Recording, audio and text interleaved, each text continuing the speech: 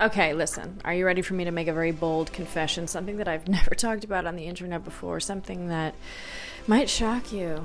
Really, probably not. I've never read a romance book before in my life. Whoa, hold your gasps. Hold your absolute astonishment. Oh my god, she has no heart. If you were to throw me into the ocean, I'd just sink to the bottom because my heart is made of stone.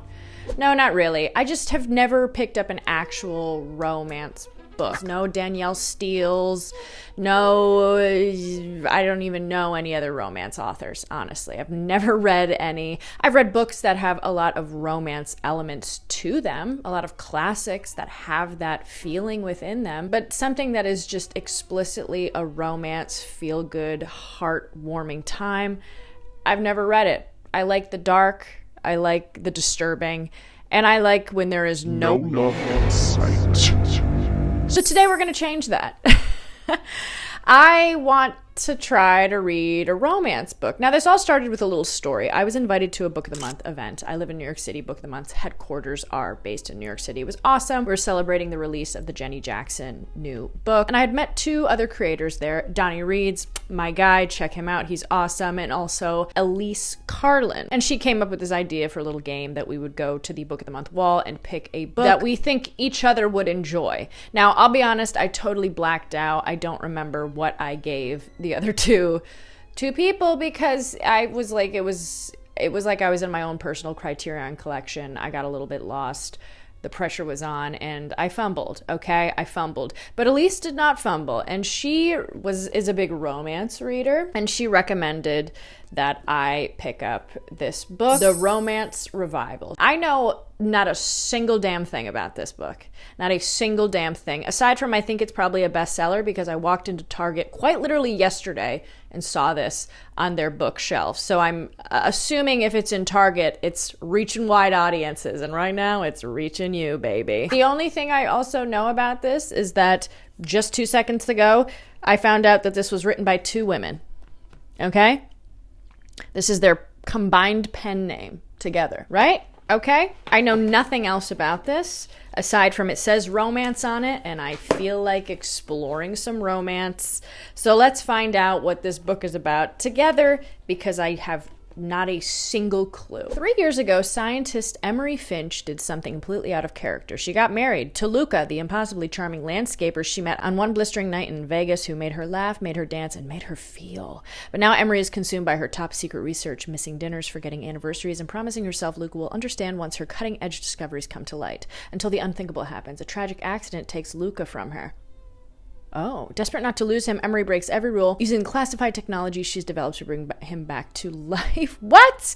And Luca will probably thank her for it if only she could remember their first kiss, their sunny holidays on the beach, the life they built together, all of it gone. It may be a miracle of science, but for Emery, it's one shot at a second chance, and this time she won't waste it because true love is always worth reviving. All right, guys, I have no idea what we're getting into with this. This is so out of my element, but I'm always looking to read something new, try something out. I'm not stuck in one lane of book pursuit. This, I think, is going to be something so out of my comfort zone, and I'm also not doing a hate read, okay? If this happens to be bad, I will let you know. I am not setting out to pick on people that like romance. I think it's a totally respectable genre, and I think it makes people happy, and that is all reading should do. It either should educate you or make you happy. Those are my rules of reading. So we're going to read this week. Yes. Before we get into that, if you're a romance reader, this is for you. You are into love and everything like that. Love Island the game is a perfect fit for you, which is also the sponsor of today's video. I did not plan on getting this invested in this game, but here I am coming clean. You all know that I'm a game girl, and Love Island the game is scratching that itch. It's like being the main character in your own reality TV show. Main character in the book, main character in a reality TV show. It's a fully customizable game, and that is transparently where I spend a lot of my time. I'm having a lot of fun mixing and matching and creating my own character. There's so many hairstyles, hair colors, outfits, and makeup options. And then after the customization, like the TV show, you head to the villa and find your perfect match, all while navigating iconic, recognizable challenges. And yes, Casa Amor is in the game too. It's packed full of romance, drama, and plot twists as you're separated from your partner and meet a whole group of islanders, all while having to decide if you stay loyal or does your heart follow a new lover. Your perfect match is waiting. Your steamy villa adventure starts now. So, are you ready to turn heads as the newest bombshell in the villa? You love romance and interactive games. This is 100% for you. There are 12 seasons to play through, each with brand new islanders, romances, and drama. The newest season, Starstruck, is still releasing new volumes every week, and season 16 launches this October, so there's always something new to look forward to. So click the link in the description box or scan the QR code on the screen now to download Love Island, the game.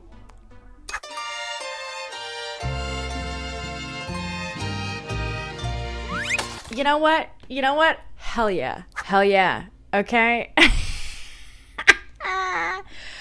Girl, sit down, buckle up. We got a show. Okay? We got a show.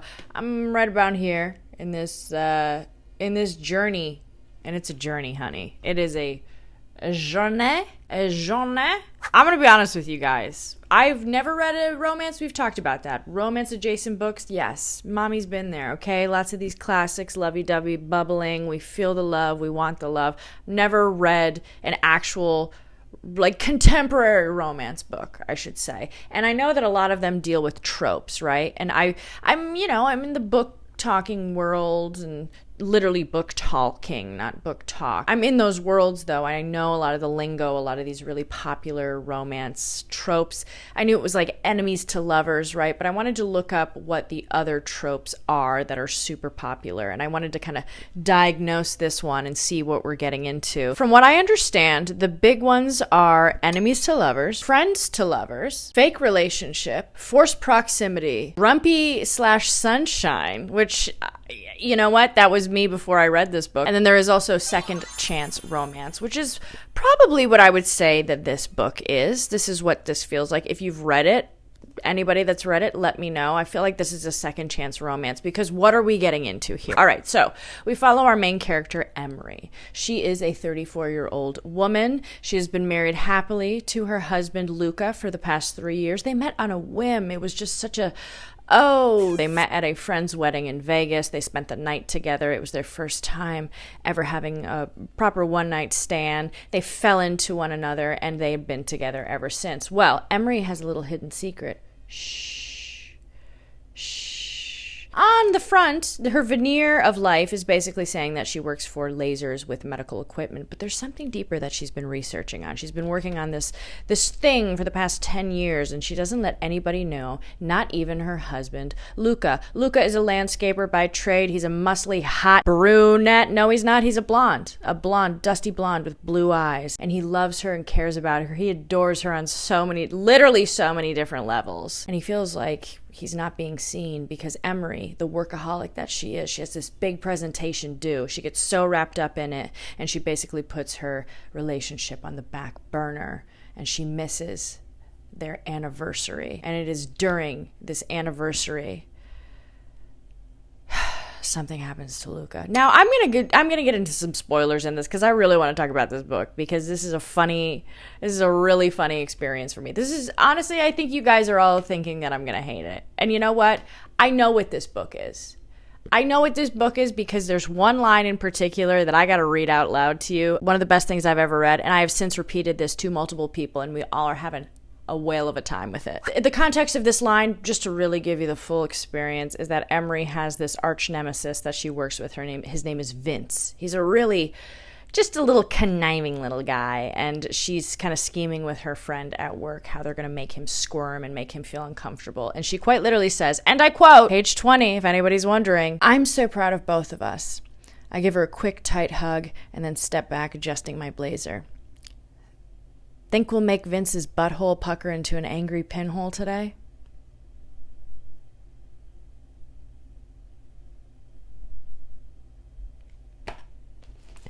I'm going to tell you, page 20, I said, this is a book that's going to change my life.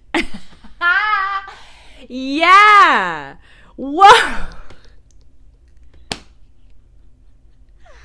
Pinhole, butthole? Come on now. Come on now. No, but this book really doesn't take itself too seriously, which I appreciate, I think, with a lot of these romance books. I don't know, and maybe I'm just speaking out of a judgment zone, and I apologize if I'm in a judgment zone. I think a lot of these romances might take themselves a little seriously. This one definitely isn't. Or if it is taking itself seriously, it's really just having some comedic flair. There's some really funny things in this. Very, almost kind of like a little potty humor, which I can appreciate because I think that's very funny. So going forward, if you want to read this book, you just fast forward to the end because I'll probably give my final thoughts on it then. But so Emery is racing home for her anniversary to meet Luca. He's coming back from a run and he says, I want to meet, and they plan to meet at the bottom of this hill together. Luca is crossing the street to meet her and he gets BAM! Hit by a car, and he basically dies on impact pretty much. I mean, there's like a moment that he's able to talk to her. And Emery, her hidden job that she's been working on for 10 years is basically a process of resuscitation. She's been working with her close friend on these animals, and they haven't tried it on a human yet, but she sees she's actually bringing the product home after the presentation kind of went awry, and she's holding Luca, and he's kind of gasping his last breaths, and she decides, I'm going to inject him with this compound Y that's going to help to keep his body stabilized. Of course, she does this. Maybe there's a witness, this nosy next door neighbor, but she's able to put him into the car and rush him to the lab, where she gets the help of her friend, and they are able to complete the whole procedure and resuscitate him successfully. Now, there is, of course, a catch with all of the animals that they've been working on. There has been some little problem that has accompanied the resuscitation. With Luca, right now, what is happening is he has a basic idea of the memory, the life that he previously lived, but unfortunately, he has completely removed Emery from his life. He doesn't know that he was married to her. He doesn't really know the basic functions of who he was as a person. He knows how to walk and talk and behave as a human, but he doesn't really know the foundations that made him who he was. So that's where I am right now in the book, and they're kind of figuring out this weird tango of how do you exist with someone that you used to be married to, but basically doesn't even know that you are a part of their life now. Also, the weird moral conflict of bringing somebody back into the world. He doesn't know who you are, everything like that. It's fun. It's very fun. Nothing like too steamy has happened, but let me tell you, page 9, my girl was writing, okay? My girl was slamming it in there and said, yeah, I'm writing some nasty stuff. That was in the prologue, and she was already getting into the nasty. So what am I hoping for? There's a couple of things. I want to make a prediction. I predict that the person driving the car that hit our guy was Vince. I'm convinced. Let it sink in. Let that happen. I'm convinced that that's who was driving the car, because we don't know who drove the car that hit him. They got away. I also think that we're going to get into some really steamy stuff, because they're going to be re-exploring each other's bodies. And you know what? I'm here for it. Pinhole butthole.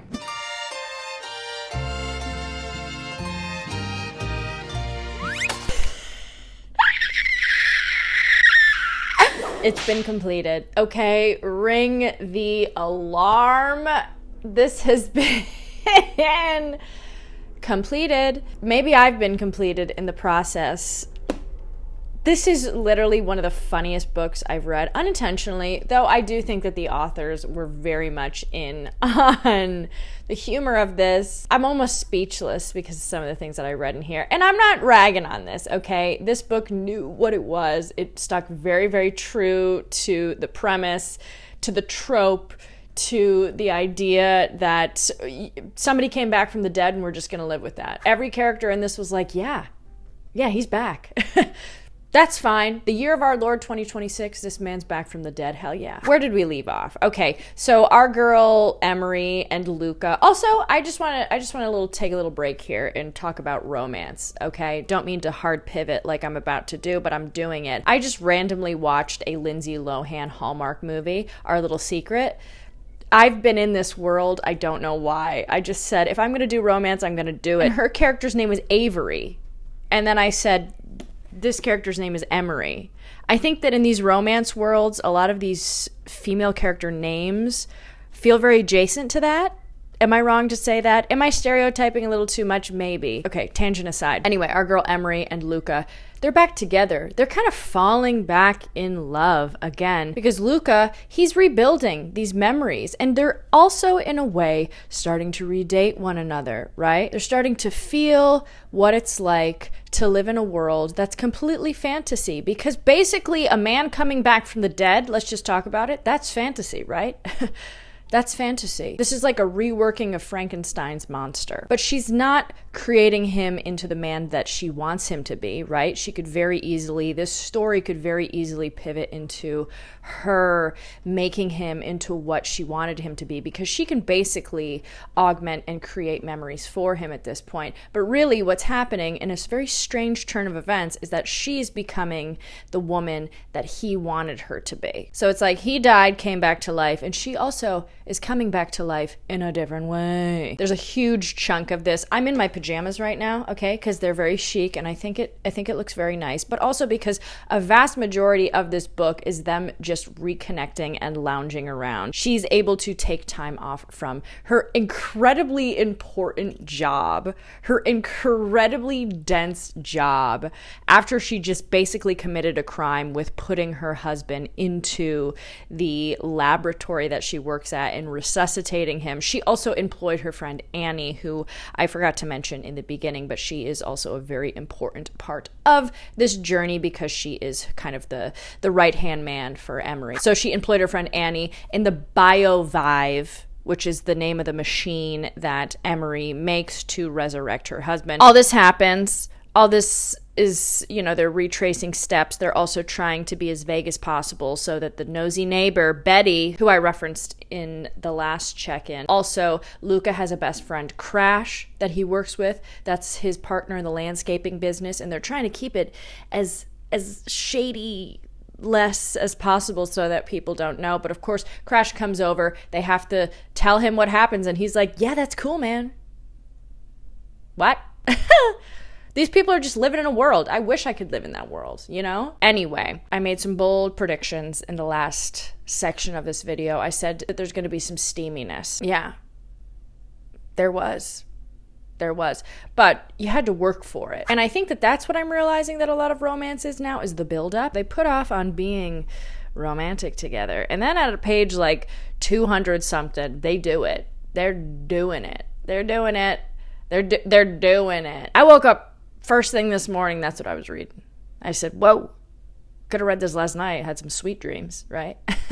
I'm human. Okay, I'm human. Listen, I read Anais' Nin erotica, okay, Delta of Venus. That's some of the craziest writing I've ever read in my entire life. This made me blush more. I think it's just because this is being sold willy-nilly in a Target, and it's just catered to so mainstream, and it's just...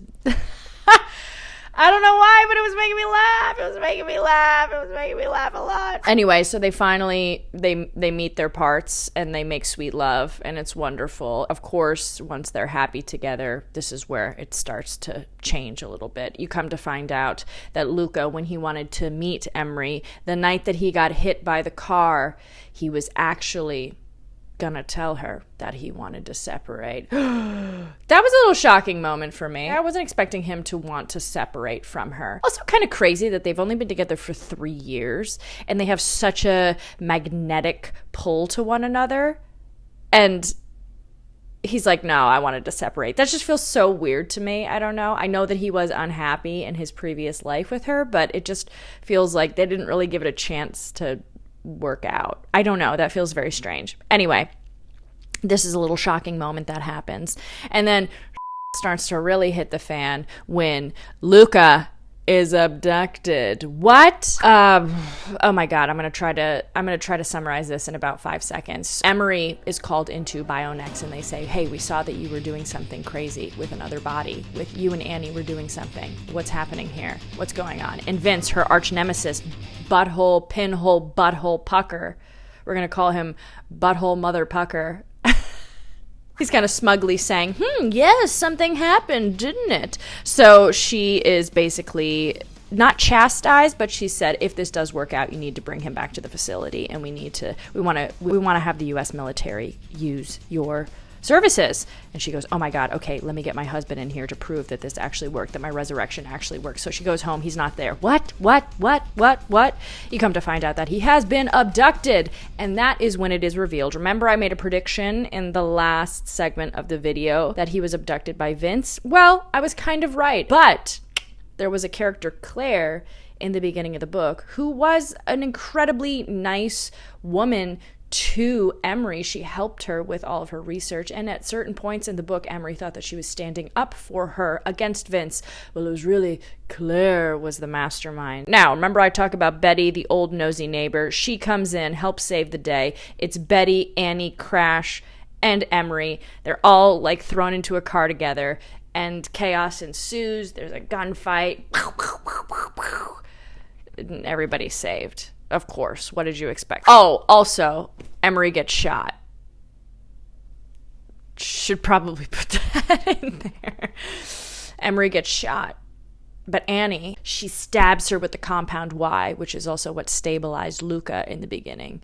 And she's able to go and not go through the bio-vive, but through a regular surgery and survive. So that's basically what happens in this. This book, I know what I was getting into with this book. I think more than anything, it was just the curiosity of what is sparking people's interests right now. What are these romance books that people are so captivated by? I do feel a little bit out of the loop because so many people do read romance, and I just don't do that. I am curious, and I think it's smart for my job, reading books to know what people are interested in. And this wasn't the strongest writing by any means. It held the story well. There was a lot of twists and turns. It helped my interest.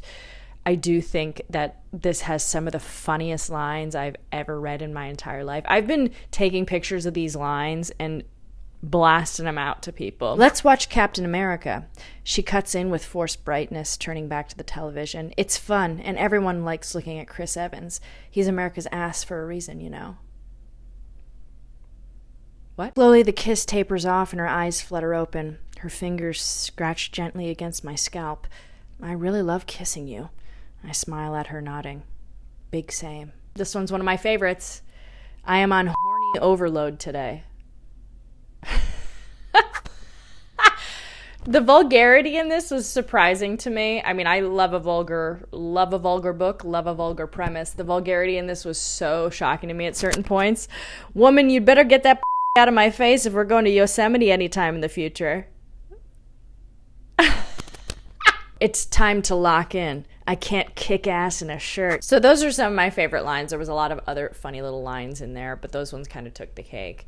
Overall, this was a fun experience. I like these types of things sometimes. They're palate cleansers. I am not saying that this is going to be my favorite book. I get why people like these. I think let people like what they want. Let people diversify their reading in whatever way that they want to diversify it. This was fun. I feel like I did a horrible execution of telling you what it was about, but truly that was the bumpy, rocky ride that this book was. These women, I think, had a lot of fun writing this, and it shows. If you want to read this, read it. There's so many things about this that aren't striking literature, but it was fun. Yeah, so that's basically where I'm at right now with that. Also, I do want to say, if you guys are ever curious and just like writing me a message, if you have read this book, if you want to write me a message, you can do so. Linktree actually unrolled a private messaging feature. You can just click on my bio or in my description. I have a Linktree access. You can just message me and we can chat. It's very simple. It's very easy. And it's been a lot of fun to have a Linktree now. I feel very professional, and you can message me on that if you would like to do that. I'm a changed woman. Not really. This was a wild little adventure, and it was a lot of fun. And I'm happy I did it. So anyway, you guys are wonderful. You're fabulous. Thank you so much for being here. I will see you in the next one.